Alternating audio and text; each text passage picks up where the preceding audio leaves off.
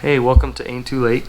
Today we will be looking at the Gospel Library app, and what we will be doing is the first step for logging in and installing the app. A lot of people do have questions about this, and I think it would be a good thing to run through it. Feel free to pause the video and take your time and try to figure out the steps. I'll do my best to describe where we're going, but let's get into it. First, we'll open up to our phones, and I will be screen mirroring it, so I will see you there. Alright, so on your device, I'm going to be downloading the app on an Android device. The process is about the same for an Apple or any other device. You just basically have to go to your app store or the Play Store, whatever you use to download apps. We're going to go to the Play Store in this situation. So I'm going to click on the Play Store app. I'm going to look up Gospel Library. It's right there. And the app should pop up on the first result.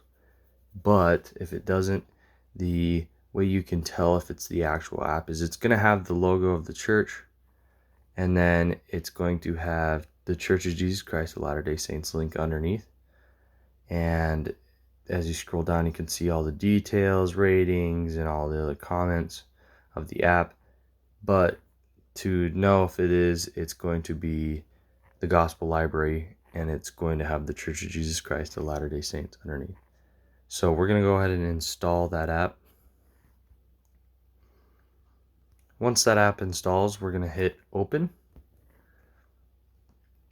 and it will launch the app. It might take a few seconds because it's the first time your phone has launched the app. Alright, so we are here on the home page of the Gospel Library app. You can see all the stuff here. This app works completely fine. At this point, you can access all your scriptures in your Gospel Library down below at the center button, or you can go to the bottom left again and go back to your home page.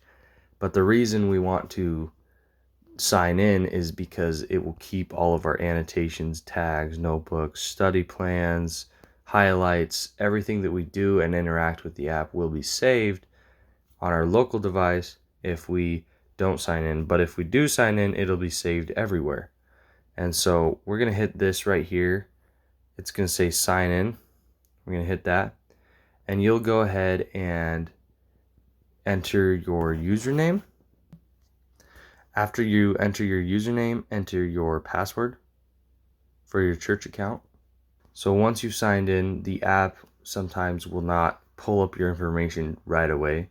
And so my suggestion is to relaunch the app and basically let it get all your information in order for it to be able to have all the tags and annotations and stuff that you can see. And so that is how you get it on any phone or anything that has an app, is you download it right there, you sign in with your username and church password, and you should be good to go from there.